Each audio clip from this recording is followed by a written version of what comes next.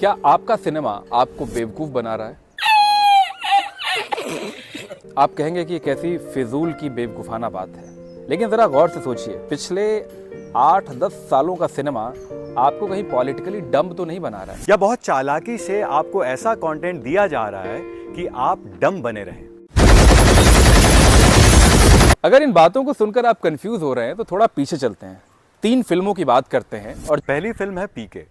पीके film release हुई थी 2014 में और ये अंधविश्वास पर करारी चोट करती है। ये फिल्म फर्क बताती है कि आस्था और आस्था के नाम पर दलाली जो चल रही है उसमें क्या अंतर है। तुम्हारी बिरादरी की है। रंग दे बसंती, ये फिल्म रिलीज हुई थी जनवरी 2006 में, लेकिन दावे के साथ ये बात कही जा सकती है कि आज की तारीख में शायद ये फिल्म रिलीज नहीं हो पाती, क्योंकि फिल्म में जो मेन विलन थे वो थे उस वक्त के रक्षा मंत्री। रक्षा मंत्री को मेन विलन दिखाया गया था। मिग के विमानों में क्या प्रॉब्लम थी, उसकी खराबियों की वजह से कैसे हमारे पायलट शहीद होते थे, इस मुद्दे को उठाया गया था।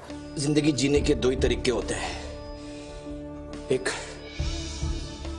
जो हो रहा है होने दो, बर्दाश्त करते जाओ, या फिर जिम्मेदारी उठाओ उसे बदलने की। लगे रहो मुन्ना भाई फिल्म आई थी 2006 में, जिसने मॉडर्न टाइम में भी गांधी को रेलेवेंट बना दिया और गांधीगिरी को एक फैशन। भूत चढ़िया सर पे आज के जमाने में नहीं चलते बापू, उस जमाने में भी नहीं चलते थे। याद है उनको 3 गोली मार के टपका दिया था किसी ने। पर जीत किसकी हुई, जिसने गोलियां चलाई या जिसने वो गोलियां सीने पे खाई? करेक्ट। अब आप खुद सोचिए, आज के वक्त में जब गोडसे को हीरो बनाया जा रहा है, क्या ऐसी फिल्म आ सकती थी? आज अगर बापू होता ना तो बोलता कि देश तो अपना हो गया है लेकिन लोग पराये हो गए। सिनेमा बहुत ताकतवर मीडियम है। यह सिनेमा की ताकत ही है कि रंग दे बसंती जैसी फिल्म 70 साल के बाद भी आपके अंदर भगत सिंह, राजगुरु और सुखदेव को जिंदा कर देती है। आपको अपनी बात कहने के वो मायने, वो तरीके सिखाती है कि आप निर्भया के लिए इंसाफ की फरियाद लेकर राष्ट्रपति भवन पे भी चढ़ जाते हैं।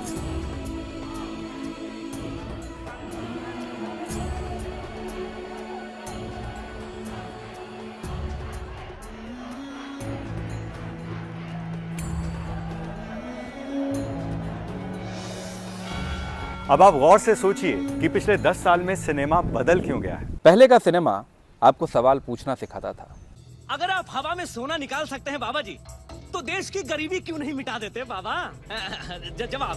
पहले का सिनेमा आपको रैशनल होना सिखाता था। पहले का सिनेमा अगर गांधी की बात करता था तो क्रांति की भी बात करता था। ये देश बदलेगा, हम बदलेंगे इसे। फिर आखिर ऐसा क्या हुआ कि हवा पूरी तरह से बदल गई?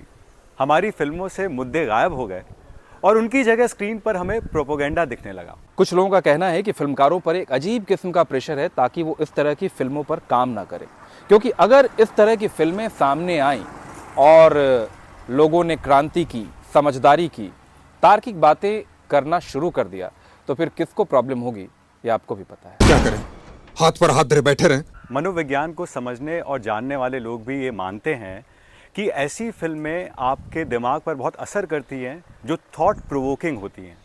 जब आप घर आते हैं आप उसके बारे में सोचते हैं और बहुत दिनों तक आपके दिमाग में घूमती रहती हैं। ऐसी ही फिल्में कई बार क्रांति की वजह बनती हैं। लेकिन क्रांति झेलेगा कौन? किसी भी शासन के लिए ना अंधेरे में पड़ी जनता, रील पर झूमने वाले नौजवान और बेमतलब के एक्शन सीन पर उछलने वाले लोग बहुत मुफीद होते हैं, क्योंकि ये शोर नहीं करते, ये सवाल नहीं करते। एक कहानी सुनाता हूं आपको। सेकेंड वर्ल्ड वॉर के दरमियान, सेकेंड वर्ल्ड वॉर के समय हिटलर ने लोगों के दिमाग को अपने कब्जे में करने के लिए सिनेमा और मीडिया को एक टूल के तौर पर इस्तेमाल किया था। हिटलर का प्रचार मंत्री था गोयबॉल्स। आप सब उसके बारे में जानते होंगे, लेकिन शायद बहुत कम लोग ये बात जानते होंगे कि गोयबॉल्स जो है वो हमेशा अपनी जो साप्ताहिक मीटिंग्स किया करता था उसका एक बड़ा हिस्सा, एक बड़ा वक्त वो जर्मनी के फिल्म मेकर्स के साथ बिताता था। गोयबॉल्स के इर्द गिर्द फिल्म के निर्देशकों की, फिल्म के एक्टर्स की एक बड़ी फौज मंडराते रहती थी। वो उसकी चापलूसी करती थी और गोयबॉल्स उनको फिल्मों में अच्छे रोल दिलवाता था। गोयबॉल्स यहाँ तक कि उनके फिल्मों की स्क्रिप्ट भी चेक किया करता था कि ये फिल्में जर्मनी के प्रोपेगेंडा को सपोर्ट करने लायक हैं या नहीं। और उसके बाद जब गॉयबल्स इन फिल्मों को अप्रूव करता था तो ये फिल्में रिलीज होती थीं और जर्मनी की जनता इन्हें देख करके हिटलर के प्रोपेगेंडा में ऐसे मस्त रहती थी जैसे शायद किसी और देश की जनता भी हो रही हो। इससे जुड़ा एक और बहुत ही इंटरेस्टिंग वाक़या आपको कह के सुनाता हूँ जो शायद आज के वक्त में बहुत मुश्किल है।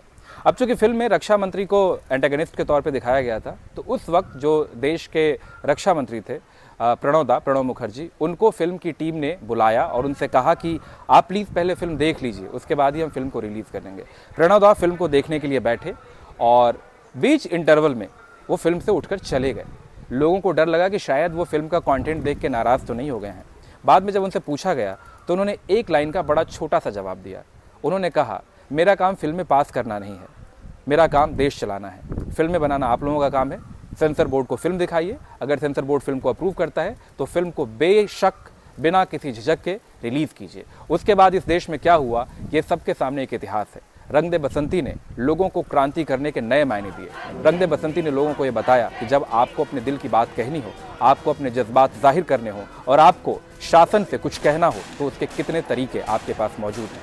आप भी सोचिएगा आखिर वो किसका अदृश्य रिमोट है जो फिल्मकारों की आवाज़ को बड़ी खामोशी से लगातार म्यूट कर रहा है। जिंदगी जीने के दो ही तरीके होते हैं, एक